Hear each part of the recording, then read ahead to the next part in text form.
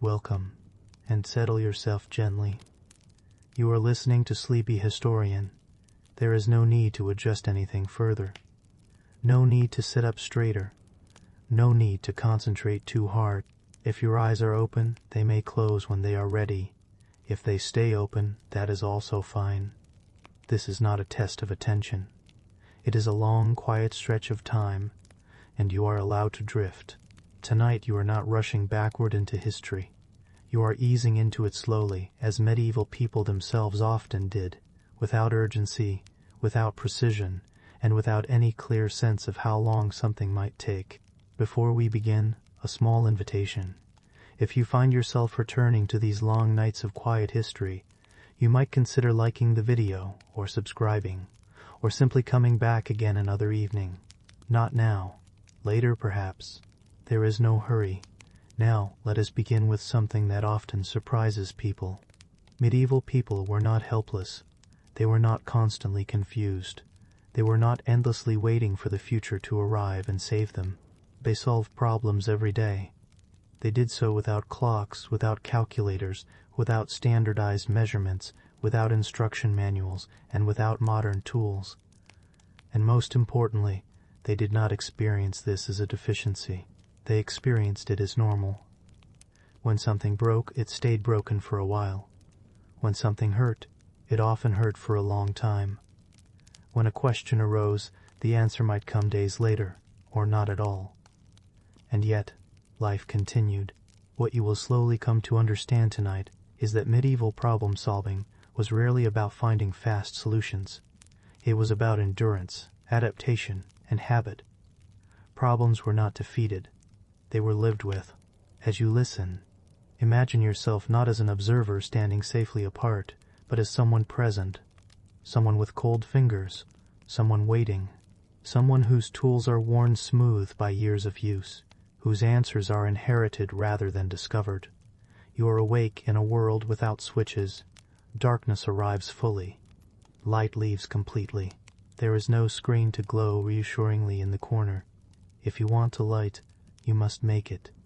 If you want warmth, you must tend it. If you want certainty, you must wait. This is the quiet pressure medieval people lived under. Not dramatic, not violent, but persistent. And it shaped how they solved every problem they faced. Consider time. You do not yet know what hour it is. There is no glowing number to reassure you. There is only the weight of the evening, the angle of the last light, the sound of distant bells, if you are lucky enough to live near them. Time is not measured, it is felt. A task takes most of the morning. A journey lasts until the light fades. A fever holds on for several nights. This lack of precision does not create panic. It creates patience. Tonight, as you listen, time will loosen its grip on you in the same way. Minutes will stretch. Sections may blur together. That is not a mistake. That is the experience. Medieval people did not wake each day expecting efficiency. They expected resistance. Wood splits unevenly. Iron bends reluctantly. Weather interrupts plans. Bodies ache. And so their solutions were slow, physical, and repetitive. If a roof leaked, it did not mean immediate repair. It meant buckets placed carefully beneath the drip. It meant remembering which corner stayed dry. It meant living around the problem until the season allowed something better. If a tool broke, it was not replaced.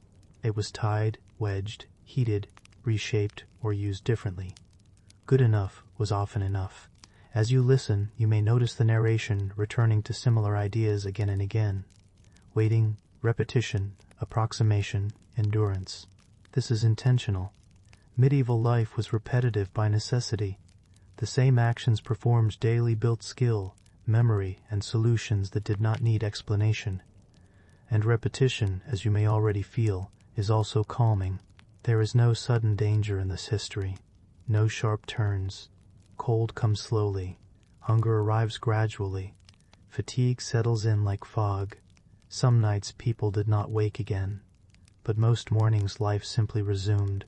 Throughout this long telling, you will move through 4 broad kinds of problems medieval people faced. Problems of time and decision, where nothing was exact and certainty was rare, problems of building and repair, where materials were scarce and mistakes could not be undone, problems of health in the body, where pain lingered and cures were unreliable, and problems of memory and order, where societies functioned without constant oversight or written instruction. Each problem was solved not with innovation, but with adjustment. Not with speed, but with persistence.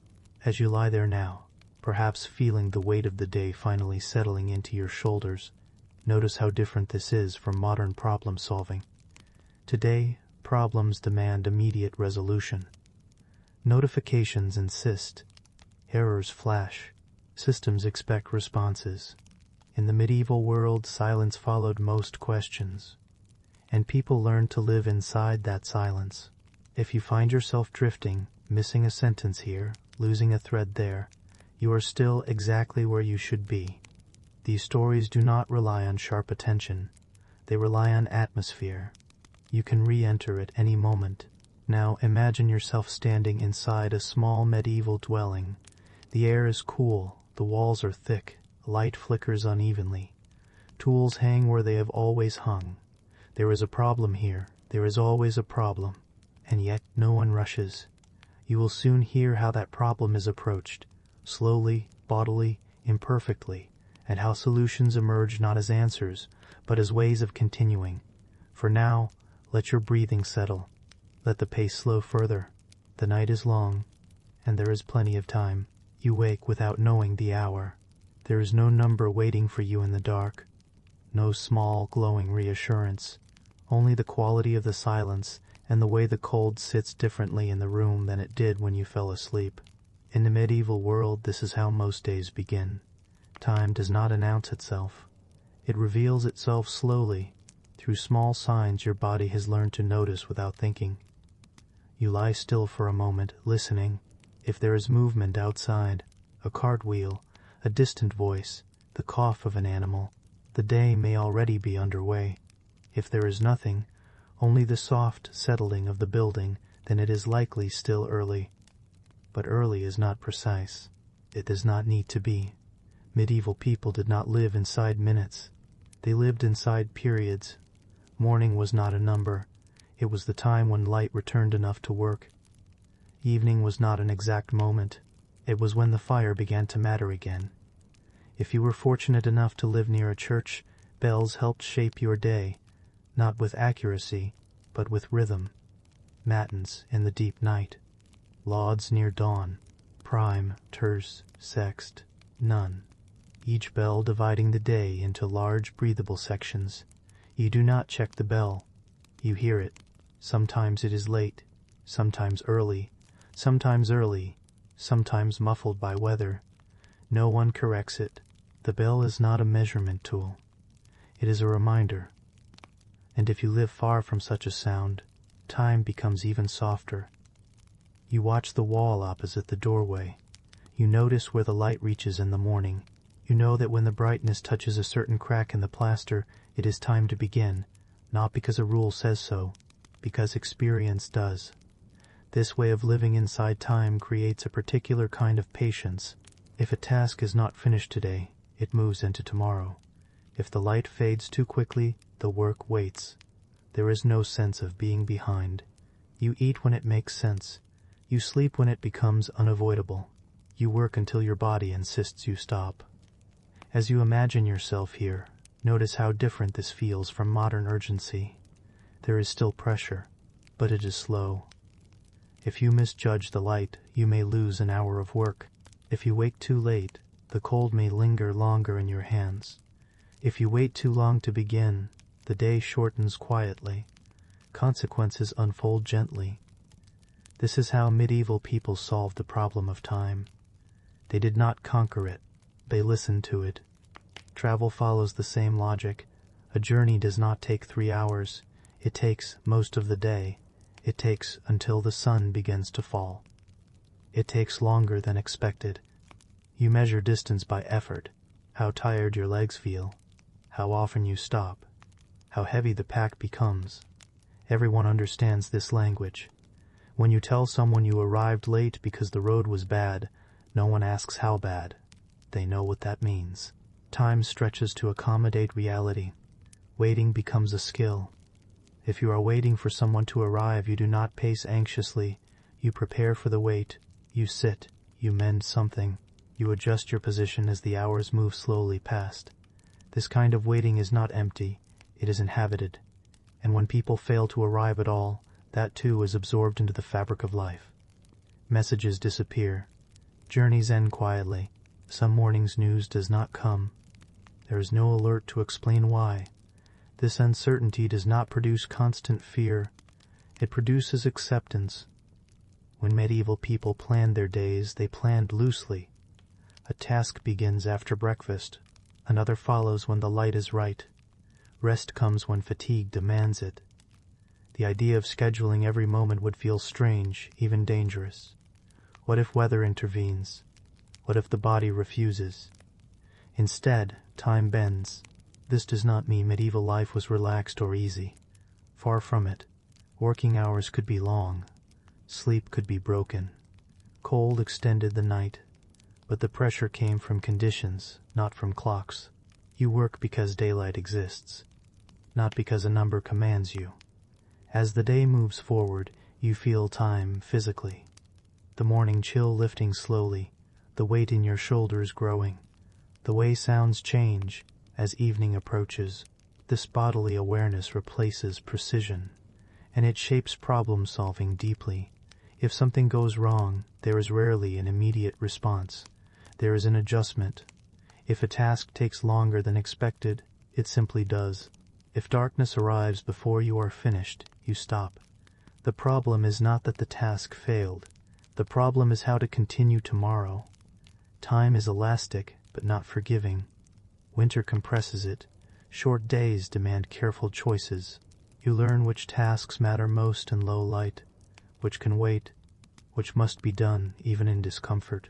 You do not ask what time it is. You ask what can still be done. As night falls, time loosens again. There is no staying up late to finish something unless the situation demands it. Candles cost money. Firewood is precious.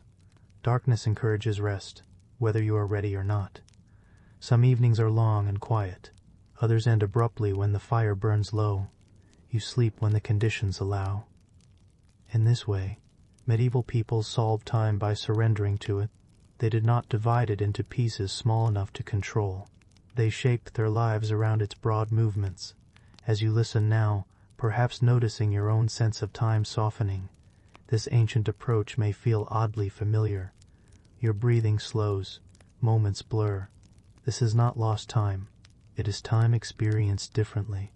And as you rest here, imagine how every medieval problem, from hunger to illness to travel, unfolded within this wide, patient sense of duration. Nothing was immediate. Everything took time. And time, above all else, was the tool they learned to use. When you reach for a measure, there is nothing marked. No etched lines, no printed scale. No certainty waiting on the side of a tool. In the medieval world, measurement begins with the body. Your body. You extend your hand, not to point, but to estimate. A span from thumb to little finger, the width of your palm, the length of your forearm. These are not approximations in the modern sense. They are standards, learned, repeated, trusted. When you measure cloth, you do not stretch it across a ruler. You pull it along your arm, again and again, each length folded carefully back. The cloth remembers your body. If your arm is longer than your neighbor's, the cloth will differ slightly. This is expected. Trade absorbs this difference. A loaf of bread is not identical each day. A sack of grain shifts in weight. A measure of ale changes with the weather. No one demands perfection. Instead, fairness is judged by familiarity. You know what feels right in the hand. You know what looks honest on the table. And if something feels wrong, you know it immediately, even without proof. Measurement is sensory. Grain is scooped, not weighed. The sound it makes matters. The way it settles in the container matters. You learn how full is full by doing it thousands of times. Land is measured in time rather than distance. A field is as far as a man can plow in a day. A road is a long morning's walk. This connects space to fatigue. Everyone understands how far that is. You do not ask for exactness. You ask how hard it will be. Problems arise, of course. Two people may disagree about how much grain was promised. A plot of land may feel smaller than remembered. A load may be lighter than expected. But disputes unfold slowly. There is no immediate authority with precise tools. There is discussion. Reputation matters. If someone is known to shave measures, word spreads quietly. They are avoided. Social pressure replaces calibration. When you build something, measurement becomes even more embodied. A beam is cut by eye. A joint is tested by fit. If it holds, it is correct. If it does not, it is adjusted. Blueprints are rare, written plans even rarer. Knowledge lives in hands and memory. You remember how wide the doorway felt in another house. You replicate it from that feeling. Mistakes happen. A wall leans slightly. A roof line dips. These flaws are not hidden. They are accepted. Perfection is not the goal. Function is. And function is judged over time. If a structure stands through winter, it is well made. If it fails, it is repaired. Again and again, as you imagine yourself working this way, notice how problem-solving slows. There is no final measurement that ends uncertainty. Every solution is provisional. A fence is tall enough until animals jump it. A container is large enough until it overflows. Then it is changed. This creates a mindset of adjustment rather than completion. You do not solve a problem once. You revisit it repeatedly. In daily life, this means carrying uncertainty in your body. You learn to feel when something is close enough. You sense when a task is nearly done. Exactness is replaced by familiarity. When medieval people faced new problems, unfamiliar materials, new tools, unexpected conditions, they applied the same approach. They tried, they watched, they corrected. This trial and feel method takes time, and time, as you have already felt, is available in long, uneven stretches. Measurement also shapes trade and trust. Markets are noisy, crowded, slow. Deals are made face to face. Hands touch goods. Eyes judge weight. If something is slightly off, it may still pass. A good reputation, smooth in precision. A bad one magnifies it. This means problem solving is social. You do not rely on instruments. You rely on people. And people remember. Over years, these systems become stable, even without exactness. Not because they are precise, but because they are familiar. As night approaches and work winds down, you put tools away without counting or checking. You know when something is enough. Enough grain for the evening. Enough wood for the fire. Enough light to finish one more small task. The rest waits. As you rest now, perhaps noticing your own sense of scale softening, consider how much of modern stress comes from exactness, from numbers demanding obedience. In the medieval world, numbers existed, but they did not rule. Bodies did, hands did, time did, and problems were solved not by accuracy but by adjustment. When a decision must be made, there is rarely enough information. This is not a temporary inconvenience. It is the normal condition. You stand with others discussing what to do next, and no one expects certainty. No one asks for proof. They ask instead, what has been done before? What usually works? Who remembers a time like this? In the medieval world, decisions are made in the absence of complete knowledge, and everyone understands this. Weather is unpredictable. Crops fail without warning. Illness arrives quietly. There is no forecast, no report, only signs, habits, and memory. When deciding when to plant, you look at the sky. You feel the soil. You remember how last year unfolded. If the winter was long, you wait a little. If the spring feels early, you take a small risk. This is not guesswork. It is experience applied gently. And when it fails, as it sometimes does, the failure is absorbed slowly. Blame is diffuse. No single moment caused the outcome. No single person is responsible. This shapes the emotional weight of decision-making. You carry responsibility, but it is not sharp. It presses rather than pierces. When medieval people faced unfamiliar problems, they rarely rushed toward novelty. New methods are treated cautiously. Old ones are trusted. This is not stubbornness. It is survival logic. If something has worked for generations, it carries weight. If something is new, its risks are unknown. So decisions lean backward.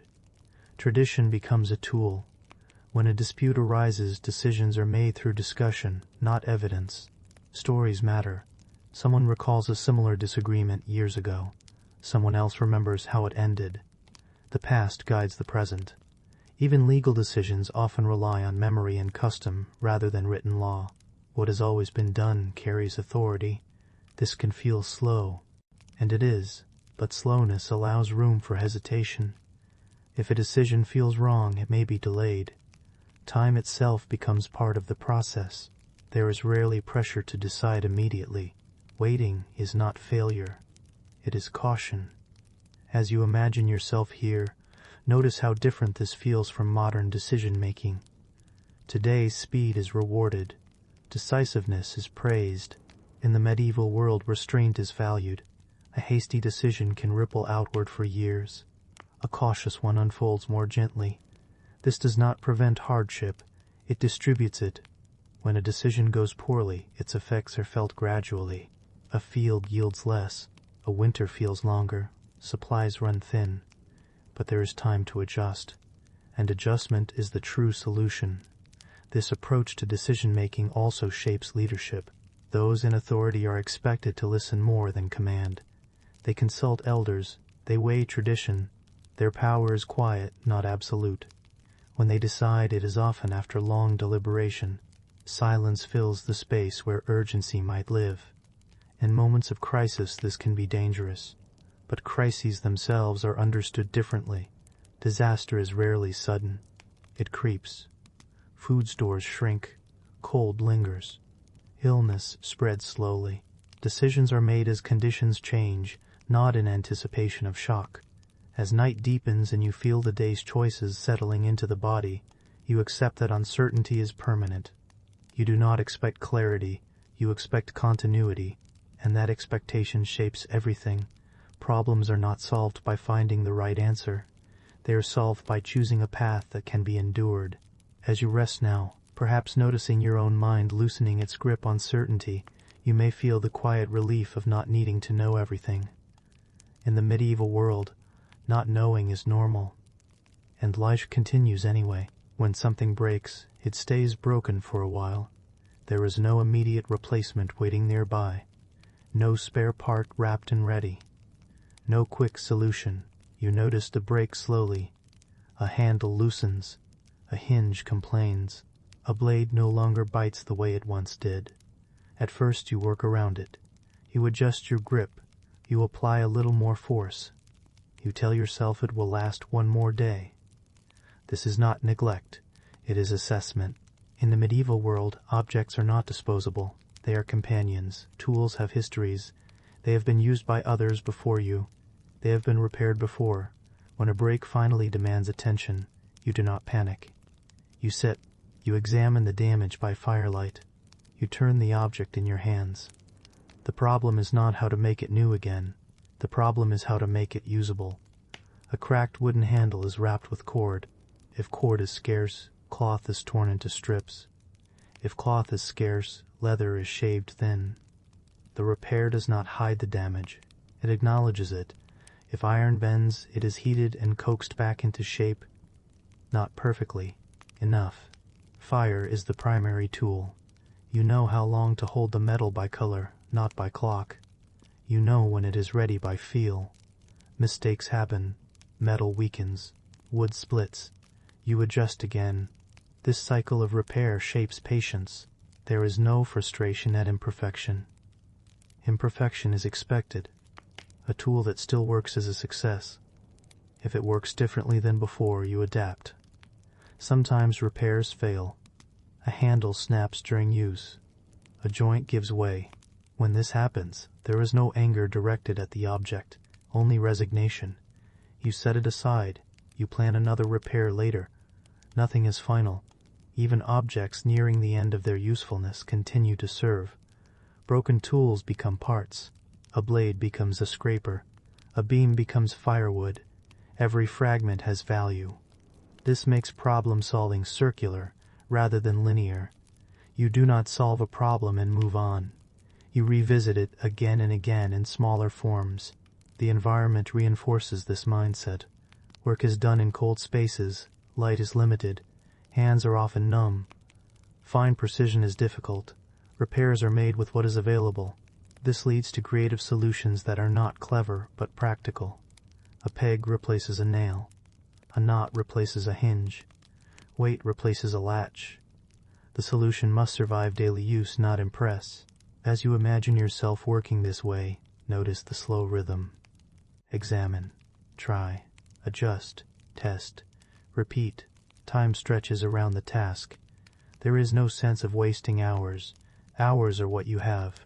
When a repair holds, there is quiet satisfaction, not joy, relief. Life can continue. And when a repair does not hold, that too is accepted. Some things wear out completely. When they do, you feel the loss slowly. A familiar weight gone from your hand.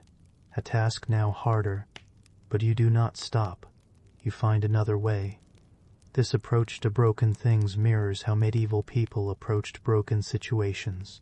A failed harvest, a damaged roof, an injured limb. You do what you can. You reinforce, you adapt, and you carry on. As night deepens and you put tools away, perhaps noticing the quiet ache in your hands, the fire dims. The repaired object rests nearby, altered but functional. It will last some time. How long is uncertain, and that uncertainty is normal. When something must be built, there is no plan laid out in advance. No rolled parchment, no precise drawing, no list of measurements to follow. What you have instead is memory. You remember how another building felt when you stood inside it. You remember the height of a doorway that did not force you to bow. You remember the way rain slid from a roof rather than soaking through. This memory guides your hands. Construction in the medieval world is not an act of execution. It is an act of adjustment. You begin with the ground. You test it by standing, by shifting your weight. You know where water pools after rain. You choose a place that feels stable. The first stones are set slowly. You step back often. You look. If something seems off, you move it. No one objects to delay. A wall does not rise quickly. Each layer settles into the one below. Mortar cures at its own pace. If you rush, the structure remembers. The absence of blueprints does not mean chaos. It means flexibility. If a stone does not fit, it is shaped. If shaping weakens it, another stone is chosen. Nothing is forced. As the structure grows, small changes accumulate. A wall leans slightly inward. A corner thickens to compensate. These decisions are not written down. They are felt. You know when a wall is too thin because it feels wrong beneath your hand. You know when a beam needs support because the weight above it settles differently. Knowledge lives in the body. This kind of building takes time. Days stretch into weeks, weeks into months. Weather intervenes, rain slows work. Cold stiffens mortar. Heat dries it too quickly. You stop when conditions demand it. There is no schedule to violate. When mistakes happen, they are addressed immediately. A wall that begins to lean is reinforced. A beam that creaks is wedged. There is no expectation of perfection. Buildings are expected to age, to settle, to change. This makes maintenance part of construction. You do not finish a building. You enter a relationship with it. Over years, repairs are added. Rooms are altered. Walls are thickened. Each generation leaves a mark. This continuity solves problems gradually. If a roof leaks, a patch is added. If cold enters, another layer is built. Solutions stack over time. As you imagine yourself participating in this work, notice how your sense of progress shifts. There is no moment when the task is done. There is only a point where it is good enough to use. That point arrives quietly. One day the structure holds through a storm. Another day it stays warm enough. Life moves inside it before it is perfect. This approach extends beyond buildings. Fences, bridges, ovens, all are built this way. They evolve, and when they fail, they are rebuilt differently. Knowledge passes through observation, not instruction. You watch, you imitate, you adjust. Mistakes are part of learning. No one expects you to build correctly the first time. They expect you to notice when something is wrong. This expectation reduces fear. You are allowed to err. As evening comes, work slows. Tools are set aside. The structure stands incomplete, but stable. It will wait. There is no pressure to finish before night. As you rest now, perhaps feeling the quiet satisfaction of effort without urgency, consider how many modern problems demand instant completion. Here, endurance matters more than speed. Buildings rise slowly, and in their slowness, they endure. When a problem appears, you first look around you, not for the best solution, for the available one. In the medieval world, making do is not a compromise. It is the default method. You rarely have exactly what you need. You have what is near. A rope that is too short. A piece of wood that is slightly warped. A tool meant for something else. You pause. You consider. Then you adapt. If a container leaks, you tilt it. If a door will not close, you weight it. If a handle is missing, you wrap cloth where your hand goes. These solutions are not elegant. They are effective. Improvisation does not feel clever. It feels necessary.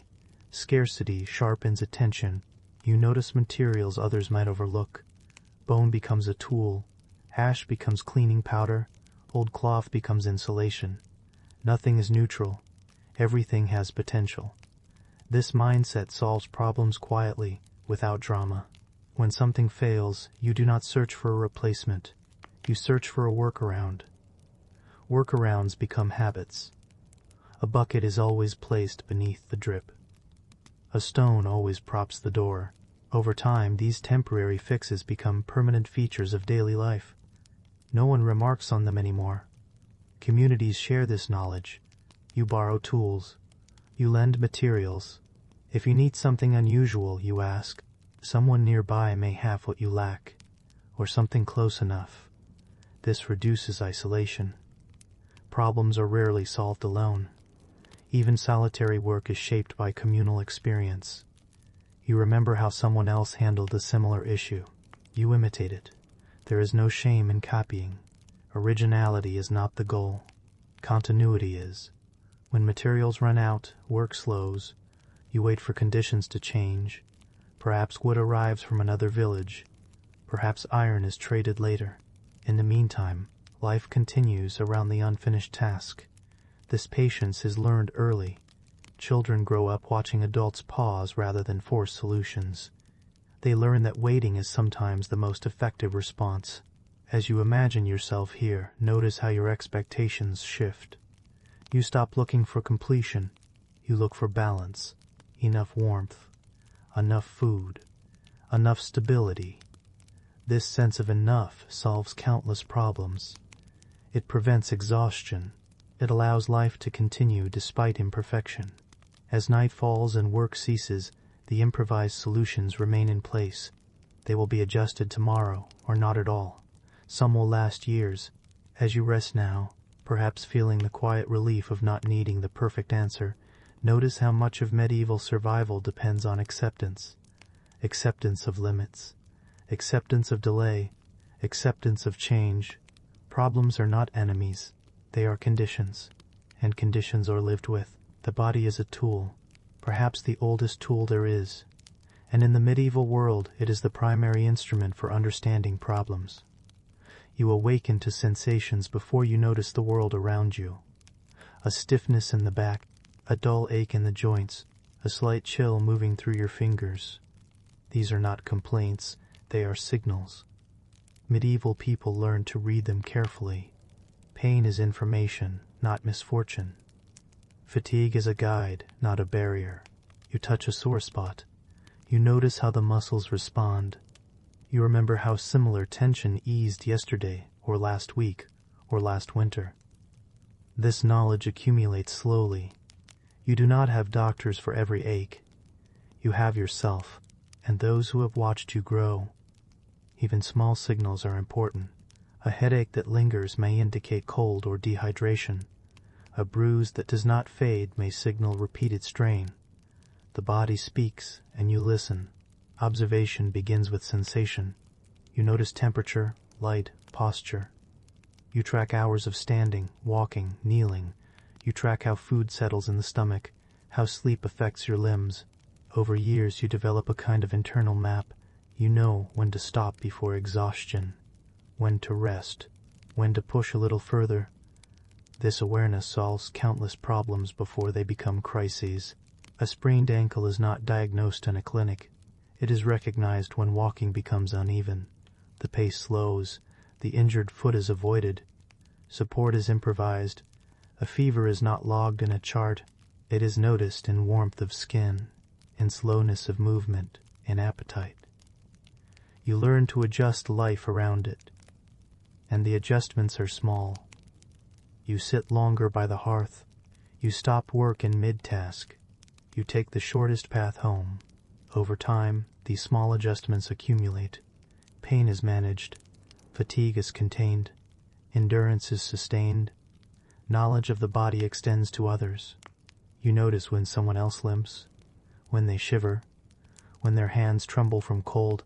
Without instruments, you become finely attuned to subtle signs. This is survival. Your own limits shape decisions. Your neighbor's limits shape cooperation. And all of this knowledge is experiential.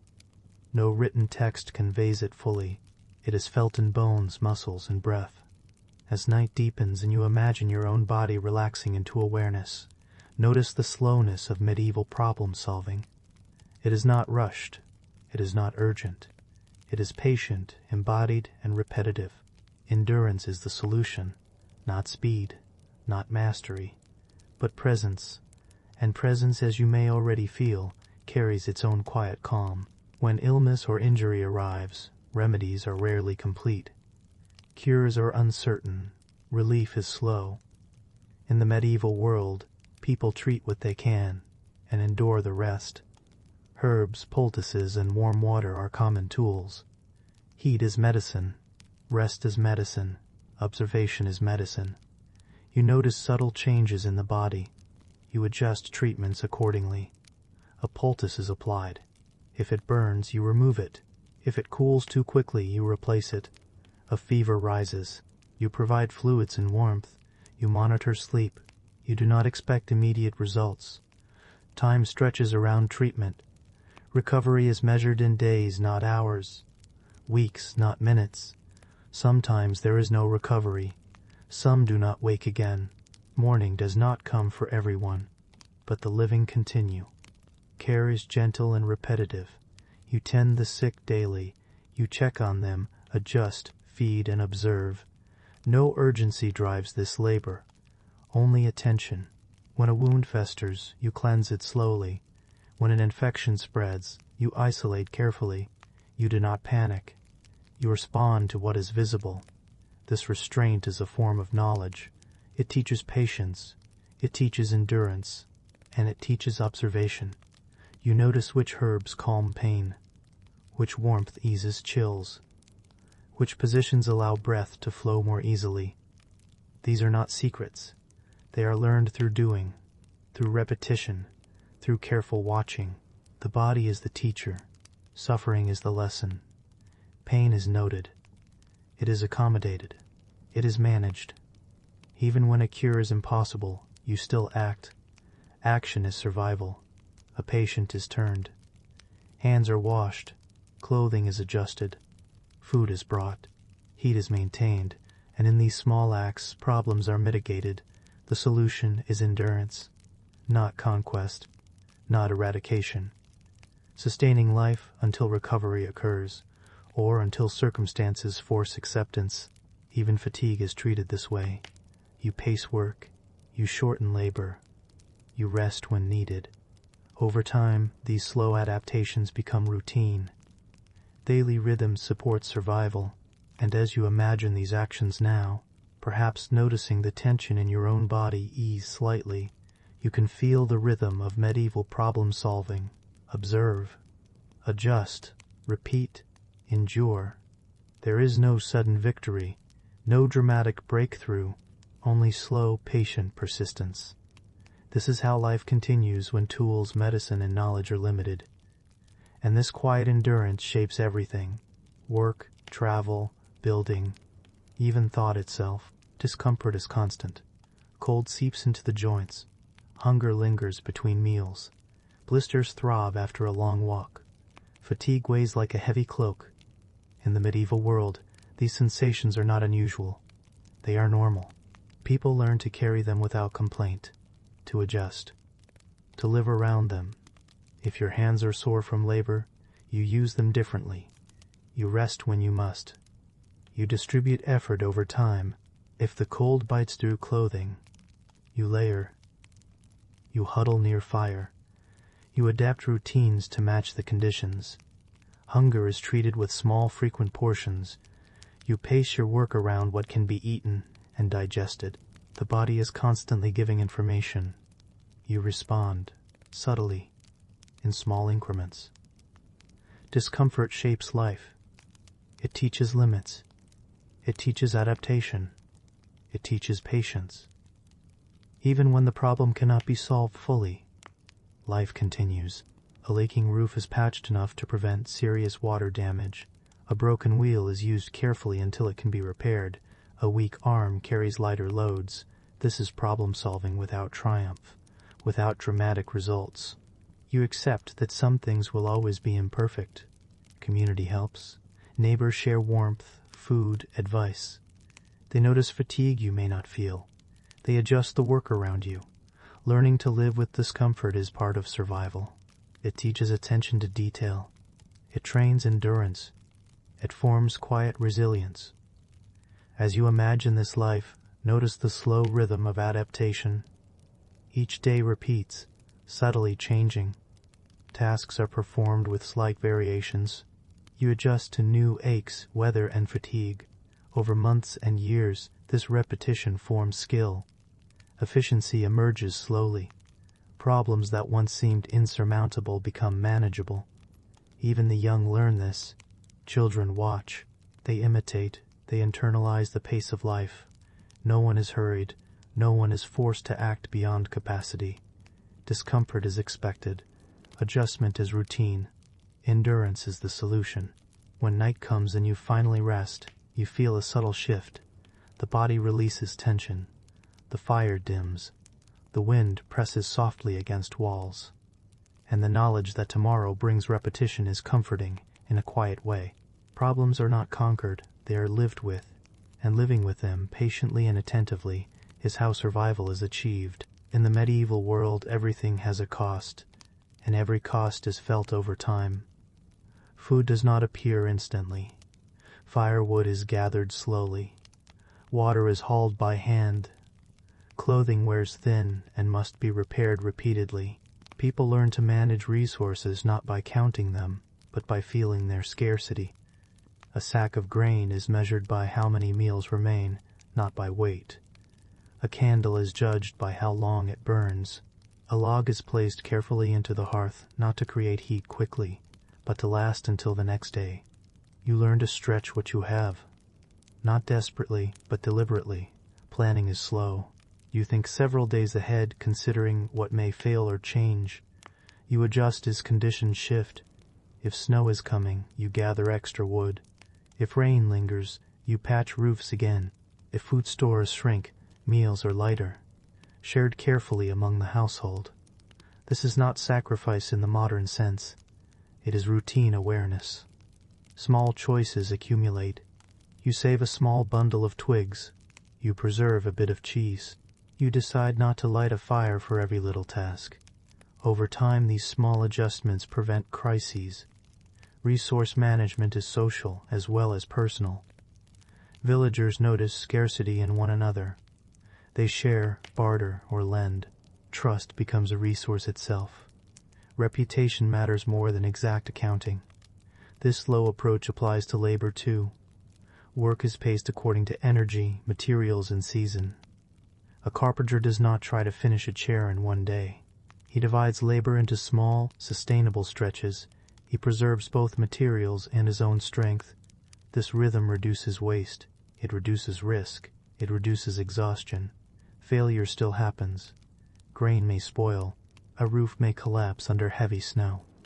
Tools may break beyond repair. But by managing resources slowly, problems are softened, never sudden. As you imagine life this way, notice the quiet patience it requires. Nothing is forced. Everything is gradual. Everything is endured.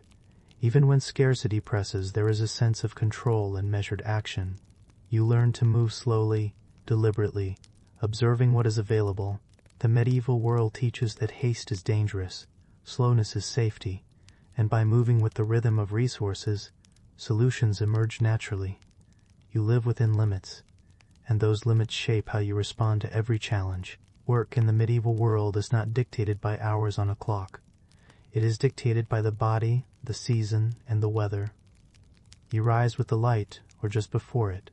You pause when the sun grows too hot, or the cold bites too sharply. You rest when your muscles beg for it. Tasks are divided naturally. The field is plowed when the soil is soft. The harvest is gathered when it is ripe. Repairs are done when conditions allow. Fatigue is a guide, not an inconvenience. You pace yourself. You repeat tasks slowly, deliberately. You distribute effort over the day, the week, the month. There is no shame in slowing down. Even in groups, work is coordinated to match endurance. Those who tire first are not shamed. They adjust tasks to their strength. Those who can carry more do so, quietly balancing the load. Time stretches around labor. Long tasks are broken into stages. A field is plowed in sections. A roof is repaired one beam at a time. A wall is raised stone by stone. Rushing would be costly. Broken tools, accidents, fatigue, all worsen under haste. Seasonal rhythms dominate. Winter compresses labor. Short days force priority. Long nights are for repair, planning, or rest. Summer expands it. Long light allows extra tasks, yet the heat and sweat impose limits. You learn to read the season like a companion. A storm is not merely inconvenient. It is a signal to adjust. Labor is not only physical, it is intellectual. You consider what is possible in the conditions, who is available to help, what tools are at hand. Decisions unfold slowly. You do not push beyond capacity. The medieval mindset treats labor as endurance, not speed.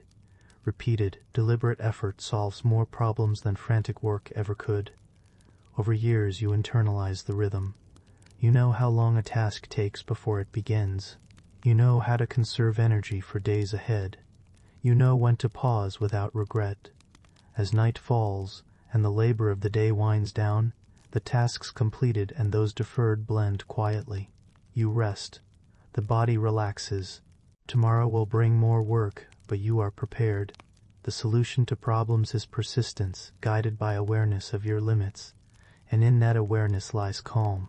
In the medieval world, knowledge is fragile. Skills are learned slowly. They are preserved not in books alone, but in repetition, memory, and hands. You watch a master craftsman shaping a tool.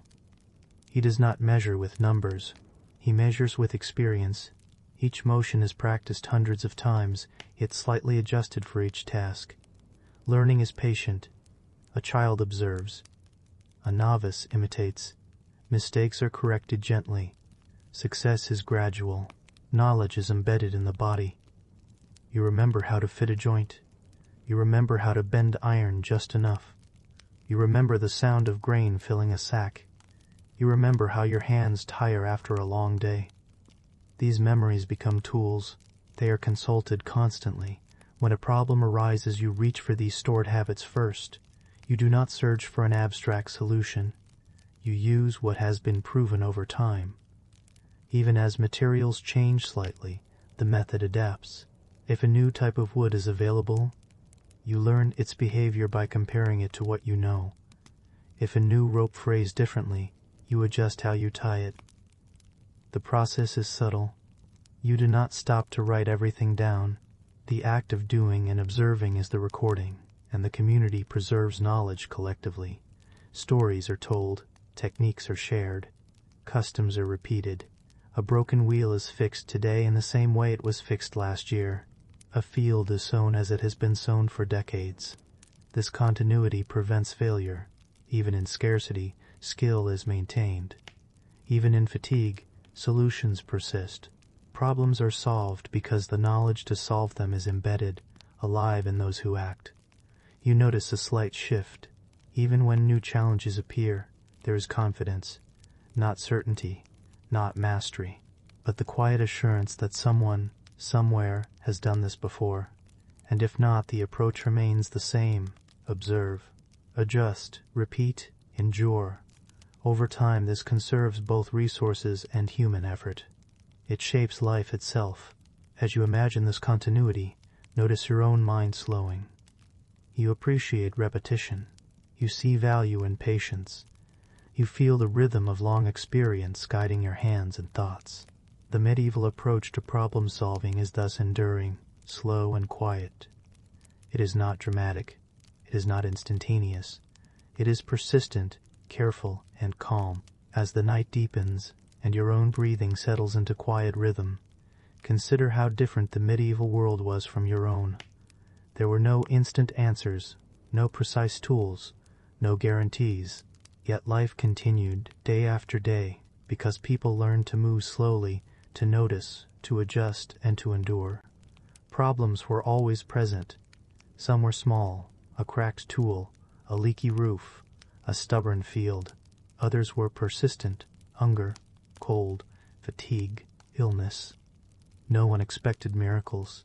Instead, people relied on observation, memory, and repetition. They learned from their own bodies and the bodies of others. They measured without rulers, counted without scales, and judged without charts. They managed scarcity, stretched resources, and built structures that slowly adapted over years. They endured discomfort. They solved problems not by rushing to solutions, but by moving deliberately, letting time itself act as a partner. This rhythm shaped thought as much as it shaped action. Decisions were never hurried. Knowledge was preserved slowly by teaching through doing and observing carefully. Mistakes were expected, even anticipated, and every failure carried a lesson rather than shame. Imagine walking through a village at dusk. The smoke from hearth fires rises in lazy spirals. Wood is stacked carefully by doors. A cart creaks as it rolls slowly over uneven stones. Children watch quietly as adults carry out simple, repetitive tasks. No one hurries. No one panics. No one expects more than endurance and attentiveness. In this world, life is framed by the body, the season, and the environment. Cold reminds you to gather warmth. Fatigue reminds you to rest. Scarcity reminds you to ration, carefully. And through it all there is movement, gentle and deliberate.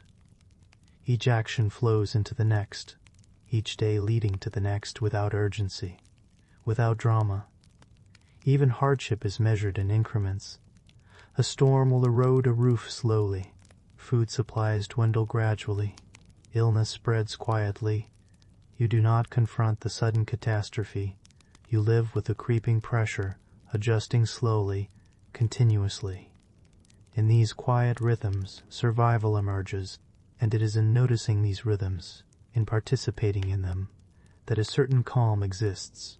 Not the thrill of triumph, not the satisfaction of completion, but a deeper, slower understanding that persistence, attentiveness, and small adjustments often matter more than dramatic solutions. As you reflect, you may notice something subtle. The medieval approach to problems is not so different from moments in your own life. You have learned perhaps to pace yourself when tasks are endless. You have learned to notice small signs in your own body and in the world around you. You have learned to endure, even when solutions are imperfect or delayed. This endurance, this quiet patience, is its own kind of knowledge. It allows life to continue. It allows you to act without frenzy. It allows you to observe, adjust, and repeat. Now, as the fire dims and shadows grow long, allow yourself to feel the rhythm of time in this way. Slowly, quietly, deliberately. Notice how your own breath follows the natural pace of the world we have explored. Notice the sense of calm and understanding that not all problems need immediate answers, that not all challenges can be conquered at once. The medieval world teaches us that life is built in layers over time. Solutions are often small, cumulative, and imperfect. Success is measured in endurance rather than completion. Patience is both a tool and a companion. As you listen, perhaps drifting in and out of sleep, let these patterns settle within you. Let them remind you that life, even in its most difficult and constrained forms, continues, that problems, while persistent, can be approached slowly, carefully, without urgency, that the body, memory, and attention are the greatest tools of all.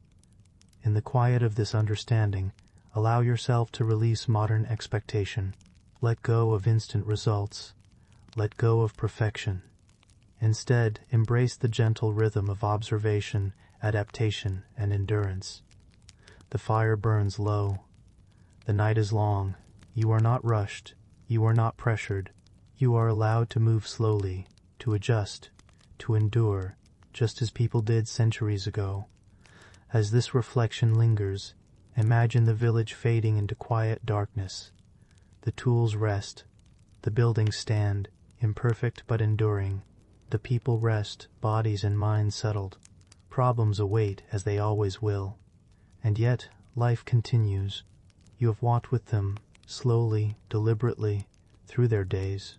And now, you carry with you the understanding that patience, endurance, and quiet observation are as powerful as any tool or plan. Problems are not always solved. They are lived with, they are managed, and they are endured. Let this thought accompany you as you rest. Not in triumph, not in resolution, but in gentle release. The medieval world, with its slow problem-solving and careful persistence, dissolves softly around you. You rest. The night holds you, and for now, that is enough.